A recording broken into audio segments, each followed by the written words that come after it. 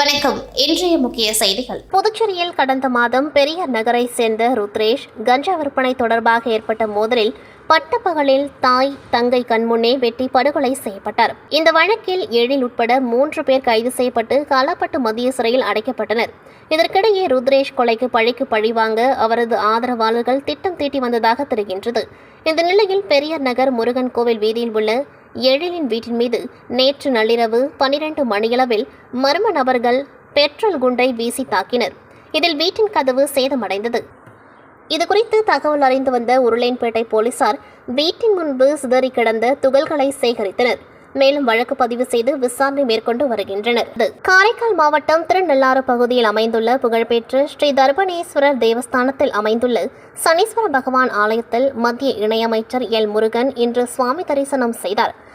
தரிசனத்திற்கு பின்னர் செய்தியாளர்களை சந்தித்தவர், இந்த தேர்தல் வரலாறு படைக்கக்கூடிய தேர்தல் எனவும் இது தமிழ்நாட்டில் உள்ள அனைவருக்கும் ஆச்சரியத்தை அளிக்கக்கூடிய தேர்தலாக இருக்கும் எனவும் அவர் தெரிவித்தார். பாரதிய ஜனதா கட்சி மிகப்பெரிய வெற்றியை பெறக்கூடிய தேர்தலாக இருக்கும் எனவும் தெரிவித்தார். பாரதிய ஜனதா கட்சிக்கு மோடி இருப்பதாகவும் மோடி மீது மக்கள் அதிக நம்பிக்கை வைத்துள்ளதாகவும் அதனால் வரும் 4ஆம் தேதி மாபெரும் வெற்றியை சந்திக்க உள்ளதாகவும் அவர் தெரிவித்தார். தமிழ்நாடு முன்னாள் முதலமைச்சர் ஜெயலலிதா தீவிர இந்துத்துவவாதியாக வாழ்ந்தார் என அண்ணாமலையின் கருத்து குறித்து கேள்வி எழுப்பிய பொழுது, ஜெயலலிதா தீவிர இந்துத்துவவாதியாக தான் வாழ்ந்தார் எனவும் அதிக கோவில்களுக்கு கும்பாபிஷேகம் நடத்தியதாகவும் பல கோவில்களை புனரமைத்ததாகவும் எனவே அவர் தீவிர இந்துத்துவவாதியாக தான் வாழ்ந்தார் என தெரிவித்தார். திருவள்ளுவரை உலகளவில் எடுத்து சென்றது பாரதிய ஜனதா கட்சி எனவும் திருவள்ளுவருக்கு உலகம் முழுவதும் கலாச்சார மையம் அமைக்க உள்ளதாக தேர்தல் அறிக்கையில் தெரிவித்துள்ளதாகவும் அவர் தெரிவித்தார். திருநள்ளாறு கோவிலுக்கு வந்திருந்த மத்திய இணையமைச்சர் எல் முருகனை புதுச்சேரி மாநில பாஜக துணைத் தலைவர் GNS ராஜசேகரன் சால்வை அணிவித்தும் பூங்கொத்து கொடுத்தும் வரவேற்றார். புதுச்சேரி மற்றும் காரைக்கால் துறைமுகத்தில் 2ஆம் எண் புயல் எச்சரிக்கை கூண்டு ஏற்றப்பட்டுள்ளது. வங்கக்கடலில் புதிதாக ஏற்பட்டுள்ள ரீமால் புயல் உருவானதை தொடர்ந்து புதுச்சேரி மற்றும் காரைக்கால் உட்பட 9 துறைமுகங்களில் 2ஆம் எண் புயல் எச்சரிக்கை கூண்டு ஏற்றப்பட்டுள்ளது. இதனால் கடலோர வாழ்வு மக்கள் எச்சரிக்கையுடன் இருக்கவும் மீன்பிடிக்க கடலுக்கு செல்ல வேண்டாம் என்றும் இந்திய வானிலை ஆய்வு மையம் தெரிவித்துள்ளது. இந்திரா காந்தி விளையாட்டு மைதானத்தில் சிந்தட்டிக் டிராக்கினை தடகள வீரர்களுக்கு அர்ப்பணிக்கும் வகையில் வெள்ளைக்கோடு அடிக்கும் பணி விறுவிறுப்பாக நடந்து வருகின்றது. புதுச்சேரி உப்பளத்தில் கடந்த 1992ஆம் ஆண்டு இந்திரா காந்தி விளையாட்டு அரங்கம் கட்டப்பட்டது. கடந்த 2021ஆம் ஆண்டு பிப்ரவரியில் புதுச்சேரிக்கு வந்த பிரதமர் நரேந்திர மோடி இந்திரா காந்தி அரங்கில் கேலா இந்தியா திட்டத்தின் கீழ் ரூபாய் 7 கோடி செலவில் 400 மீட்டர் செயற்கை தடகள ஓடுபாதை அமைக்க அடிக்கல் நாட்டினார். தொடர்ந்து சிந்தட்டிக் ஒட்டும் பணிக்காக ஆஸ்திரேலியாவில் இருந்து சிந்தட்டிக் டிராக் லேயர் கொண்டுவரப்பட்டது. ஆமை வேகத்தில் இப்பணி நடந்து வந்தது. ஒரு வழியாக அனைத்து பணிகளும் முடிந்தும் கூட விளையாட்டு வீரர்களுக்கு அர்ப்பணிக்காமல் வீணாகி வந்த நிலையில் தற்போது சிந்தட்டிக் டிராக்கினை தடகள வீரர்களுக்கு அர்ப்பணிக்கும் வகையில் வெள்ளைக்கோடு அடிக்கும் பணி விறுவிறுப்பாக நடந்து வருகின்றது. அடுத்த கட்டமாக மைதானத்தில் கிராஸ் பணியும் விரைவில் மேற்கொள்ளப்பட உள்ளது. புதுச்சேரி திருபுவனை பகுதியில் கஞ்சா உட்பட போதைப் பொருட்கள் வைத்திருந்த வடமாநில தொழிலாளியை போலீசார் கைது செய்தனர். புதுச்சேரி திருபுவனை சப் இன்ஸ்பெக்டர் இளங்கோ தலைமையிலான போலீசார் திருபுவனை பகுதியில் நேற்று இரவு தீவிர ரோந்து பணியில் ஈடுபட்டிருந்தனர். அப்போது சந்தேகப்படும்படி சாலையோரம் நின்றிருந்த நபரை பிடித்து விசாரணை செய்ததில் அவர் ஒடிசா மாநிலத்தைச் சேர்ந்த ஜெய் பூஷ்ணசினா என்பதும் கஞ்சா உள்ளிட்ட போதைப் பொருட்கள் வைத்திருந்ததும் தெரியவந்தது. இதையடுத்து அவரை கைது செய்த போலீசார் அவரிடமிருந்து கஞ்சா மற்றும் புகையிலை பொருட்களை பறிமுதல் செய்தனர். புதுச்சேரியில் பெண் ஒருவரிடம் ரூபாய் 16 லட்சம் மோசடி செய்தது தொடர்பாக சைபர் கிரைம் போலீசார் விசாரணை மேற்கொண்டு வருகின்றனர். புதுச்சேரி அம்பாள் நகரை சேர்ந்தவர் தாட்சியாயினி. இவர் பொருட்கள் வாங்க ஒரு தனியார் நிறுவனத்திற்கு ரூபாய் 16,37,000 ஆன்லைன் மூலமாக செலுத்தினார். ஆனால் அவர் அனுப்பிய பணம் தங்கள் கணக்கிற்கு வரவில்லை என தனியார் நிறுவனம் தெரிவித்துள்ளது. இதனால் தான் ஏமாற்றப்பட்டதை உணர்ந்த தாட்சியாயினி சைபர் கிரைம் காவல் நிலையத்தில் புகார் அளித்தார். இதேபோல் ஆன்லைனில் பகுதி நேர வேலை வாங்கி தருவதாக கூறி வினிதாவிடம் ரூபாய் 43,000, மிஸ்ராவி என்பவரிடம் ரூபாய் 89,000, புனிதவல்லி என்பவரிடம் ரூபாய் 85,000, ராஜராஜன் என்பவரிடம் ரூபாய் 54,000 மற்றும் காரைக்காலை சேர்ந்த ராமச்சந்திரன் என்பவரிடம் ரூபாய் 43,000 மோசடி செய்யப்பட்டுள்ளது. இது தொடர்பாக சைபர் கிரைம் போலீசார் வழக்கு பதிவு செய்து விசாரணை மேற்கொண்டு வருகின்றனர். பெட்ரோல் பங்கில் பணியாற்றிய ஊழியருக்கு 2 சக்கர வாகனத்தை பரிசாக வழங்கிய நகைச்சுவை நடிகர் பாலாவுக்கு புதுவையில் பள்ளி மாணவர் ஒருவர் தாமே உருவாக்கிய சிறிய அளவிலான 2 சக்கர வாகனத்தை பரிசாக வழங்கி நெகிழ்ச்சியை ஏற்படுத்தியுள்ளார். சின்னத்திரை வாயிலாக லட்சக்கணக்கானோர் மனதில் இடம் பிடித்தவர் நடிகர் பாலா. இவரது சமூக சேவை பணிகள் பலரது கவனத்தையும் ஈர்த்து வருகிறது. அந்த வகையில் பெட்ரோல் பங்கில் வேலை பார்க்கும் இளைஞரின் வறுமையை உணர்ந்து இருசக்கர வாகனத்தை பாலா பரிசாக வழங்கினார். இது அனைவராலும் பாராட்டப்பட்டது. பாலாவின் இந்த மனிதநேயமிக்க செயலை பாராட்டும் வகையில் புதுச்சேரி சேலியமேடு கிராமத்தை சேர்ந்த 12ஆம் வகுப்பு படிக்கும் ஜெகதீஷ் என்ற மாணவன் பயனற்ற தேங்காய், குருமி, சோளக்கதிர், பனை பொருட்கள் மற்றும் தென்னை நார், சுரைக்காய் குடுவை போன்றவற்றை கொண்டு கலைநயமிக்க வகையில் பாலா பரிசளித்த இருசக்கர வாகனத்தை தத்ரூபமாக உருவாக்கியிருந்தார். வந்த நடிகர் பாலா மாணவன் ஜெகதீஷை அழைத்து பாராட்டி அவர் உருவாக்கிய கலைநயமிக்க இருசக்கர வாகனத்தை மகிழ்ச்சியுடன் பெற்றுக்கொண்டார். மேலும் அந்த மாணவனை ஊக்குவிக்கும் வகையில் கட்டி தழுவி அவரை பாராட்டியது கல்லூரி விழாவில் பெரும் நிகழ்ச்சியை ஏற்படுத்தியது. இதனைத் தொடர்ந்து செய்தியாளர்களை சந்தித்த பாலா, இதுபோன்ற பரிசு பொருட்களை பெறுவதற்கு நான் தகுதியானவனா என தெரியவில்லை. இருப்பினும் தம்பி உருவாக்கிய பொம்மை இருசக்கர வாகனத்தை மகிழ்ச்சியுடன் பெற்று செல்கிறேன். இதுவரை பெரிதாக உதவி எதுவும் செய்யவில்லை. இன்னும் நிறைய செய்ய வேண்டும் என கூறினார். புதுச்சேரி மாநிலம் மதகடிப்பட்டில் உள்ள ஸ்ரீ மணக்குள விநாயகர் பொறியியல் கல்லூரியில் பணி ஆணை வழங்கும் விழா நடைபெற்றது. இந்நிகழ்ச்சியில் டிசிஎஸ் நிறுவனத்தின் அகாடமிக் முதுநிலை பொது மேலாளர் மற்றும் மனித வளத்துறை தலைவர் ஸ்ரீ வெங்கடேஸ்வரன் ராமன் தலைமை விருந்தினராக கலந்து கொண்டு மாணவர்களுக்கு பணி நியமன ஆணை வழங்கினார்.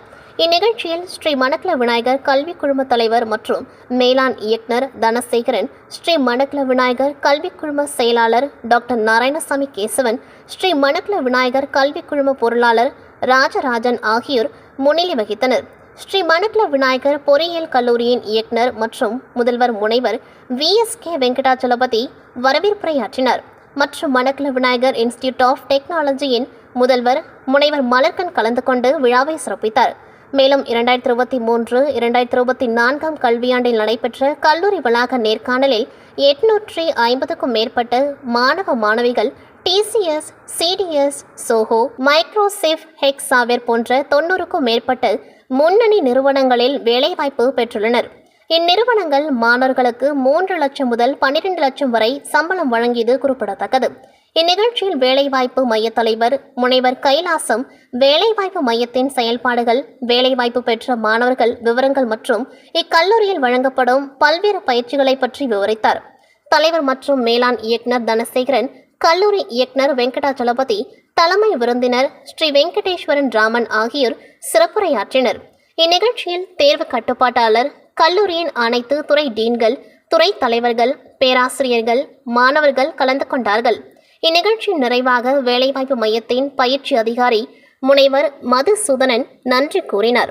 இந்நிகழ்ச்சியை வேலைவாய்ப்பு மையம் ஏற்பாடு செய்திருந்தது. புதுச்சேரி மாநிலம் ஏம்பலம் கிராமத்தில் அமைந்துள்ள ஸ்ரீ கிருஷ்ணர் பஞ்ச பாண்டவர் திரௌபதியம்மன் ஆலயத்தில் தீமிதி திருவிழா சிறப்பாக நடைபெற்றது. முன்னதாக பக்காசுரனுக்கு சோறு போடுதல், திரௌபதி அர்ச்சுனன் திருக்கல்யாணம், அரவான் கடபலி, கோட்டை வளைத்தல் நிகழ்வு ஆகியன நடைபெற்றது. முக்கிய நிகழ்வாக தீமிதி திருவிழா நேற்று மாலை நடைபெற்றது. இவ்விழாவில் முதலமைச்சர் ரங்கசாமி, சபாநாயகர் ஏம்பலம் செல்வம், துணை சபாநாயகர் ராஜவேலு, ஏம்பலம் சட்டமன்ற உறுப்பினர் லட்சுமிகாந்தன் மற்றும் ஏம்பலம் காங்கிரஸ் பிரமுகர் மோகன்தாஸ் ஆகியோர் சிறப்பு அழைப்பாளர்களாக கலந்து கொண்டு சுவாமி தரிசனம் செய்தனர். இதில் திரளான பக்தர்கள் கலந்து கொண்டு தீமிதித்து தங்கள் நேர்த்திக் கடனை செலுத்தினர். புதுச்சேரி அருகே உள்ள சிங்கிரிக்குடியில் எழுந்தருளியுள்ள அருள்மிகு லட்சுமி நரசிம்மர் பிரம்மோற்சவ விழா முன்னிட்டு நடைபெற்ற திருத்தேரோட்டத்தில் ஆயிரக்கணக்கானோர் பங்கேற்றனர். புதுச்சேரி அருகே சிங்கிரிக்குடியில் அமைந்துள்ளது புகழ்பெற்ற அருள்மிகு லட்சுமி நரசிம்ம சுவாமி திருக்கோவில். இந்த திருக்கோவிலின் 2024ஆம் ஆண்டு பிரம்மோற்சவ விழா 14ஆம் தேதி கொடியேற்றத்துடன் தொடங்கியது. இதனைத் தொடர்ந்து தினந்தோறும் பல்வேறு வாகன சேவையுடன் நரசிம்மர் எழுந்தருளி பக்தர்களுக்கு காட்சியளித்தார்.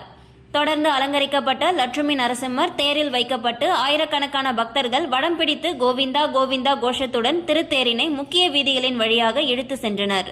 இதில் ஆயிரக்கணக்கான பக்தர்கள் பங்கேற்று வடம் பிடித்து இழுத்து நரசிம்மரை வழிபட்டனர். வில்லியனூர் அருள்மிகு கோகிலாம்பிகை உடனுரை திருக்காமீஸ்வரர் திருக்கோவிலில் நடைபெற்ற தெப்பல் உற்சவத்தில் ஆயிரக்கணக்கான பக்தர்கள் கலந்து கொண்டு சுவாமி தரிசனம் செய்தனர். வில்லியனூரில் பிரசித்தி பெற்ற அருள்மிகு கோகிலாம்பிகை உடனுரை திருக்காமீஸ்வரர் திருக்கோவில் உள்ளது. இந்த கோவில் பிரம்மோற்சவ விழா கடந்த 13ஆம் தேதி கொடியேற்றத்துடன் தொடங்கியது. தொடர்ந்து தினந்தோறும் சுவாமிக்கு சிறப்பு பூஜைகள் செய்யப்பட்டு வந்தது. முக்கிய நிகழ்வான ஆடம்பர பிரம்மாண்ட தேர் திருவிழா செவ்வாய்க்கிழமை நடைபெற்றது.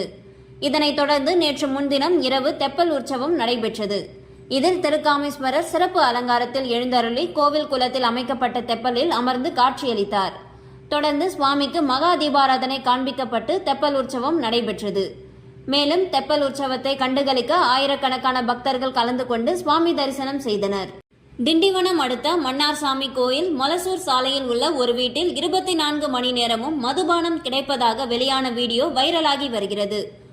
திண்டிவனம் சாலை மன்னார்சாமி கோவில் மொலசூர் சாலையில் ஆஷா ஃபவுண்டேஷன் பகுதியில் உள்ள ஒரு வீட்டில் பாண்டிச்சேரியில் கிடைக்கக்கூடிய அனைத்து விதமான மதுபானங்களும் 24 மணி நேரமும் கிடைப்பதாக ஒருவர் வீடியோ வெளியிட்டுள்ளார். மேலும் 60 முதல் 1000 வரை உள்ள அனைத்து சரக்குகளும் இந்த இடத்தில் கிடைக்கும் எனவும், மேலும் ஒயின் ஷாப்பில் சென்றால் கூட நிற்க வேண்டும், ஆனால் இங்கு எந்த நேரத்திலும் எளிதில் சரக்கு கிடைப்பதாகவும், குடிமகன்களின் தேவை அறிந்து எந்த நேரத்திலும் கொடுப்பதாகவும் கூறுகிறார். மேலும் இந்த பகுதியில் 7 முதல் 8 வருடங்களாக இந்த வீட்டில் சரக்கு விற்பதாகவும், இவர்கள் மீது போலீசார் இதுவரை பெரிய அளவில் எந்த நடவடிக்கையும் எடுக்கப்படவில்லை. அப்படி எடுத்தாலும் 2 நாட்கள் மட்டுமே போலீஸ் காவலில் உள்ளார்கள். மீண்டும் வந்து சரக்கு விற்பனை செய்வது தொடர்கதையாக உள்ளதாகவும், இதனை விழுப்புரம் மாவட்ட கண்காணிப்பாளர் பார்வையிட்டு நடவடிக்கை எடுக்க வேண்டும் என கூறுகிறார். தற்போது இந்த வீடியோ இணையதளத்தில் வைரலாகி வருகிறது. புதுச்சேரி அருகே இருசக்கர வாகனத்தில் போலீசாருக்கு ஆட்டம் காட்டிவிட்டு எஸ்கேப் ஆன ஹெல்மெட் அணிந்த இளைஞர்களின் வீடியோ வைரலாகி வருகிறது. புதுச்சேரி அருகே உள்ள அனுமந்தை பகுதியில் மரக்காணம் போலீசார் வாகன சோதனையில் ஈடுபட்டிருந்தனர். அப்பொழுது புதுச்சேரியில் இருந்து சென்னை நோக்கி இருசக்கர வாகனத்தில் 2 இளைஞர்கள் ஹெல்மெட் அணிந்து கொண்டு வேகமாக வந்தனர். போலீசாரை கண்டவுடன் சிறிது தூரத்தில் வண்டியை நிறுத்திவிட்டு போலீசாருக்கு ஆட்டம் காட்டிவிட்டு அவர்களுக்கு எதிர்ப்புறமாக இருந்த வயல்வெளிக்குள் வாகனத்தை எடுத்துக்கொண்டு அதிவேகமாக பறந்து சென்றனர். மேலும் இருசக்கர வாகனத்தில் வந்தவர்களை பிடிக்க முயற்சித்து ஏமாற்றம் அடைந்தனர். இருசக்கர வாகனத்தில் வந்தவர்கள் மது, போதை வஸ்து பொருட்கள் எடுத்து சென்றதன் காரணமாக போலீசாருக்கு ஆட்டம் காட்டிவிட்டு சென்றார்களா என கேள்வி எழுந்துள்ளது. காசநோய் ஒழிப்பு திட்டத்தின் கீழ் கணபதி செட்டிக்குளம் சுகாதாரம் மற்றும் நல்வாழ்வு மையத்தில் காசநோய்க்கான தடுப்பூசி செலுத்தும் சிறப்பு முகாம் நடைபெற்றது.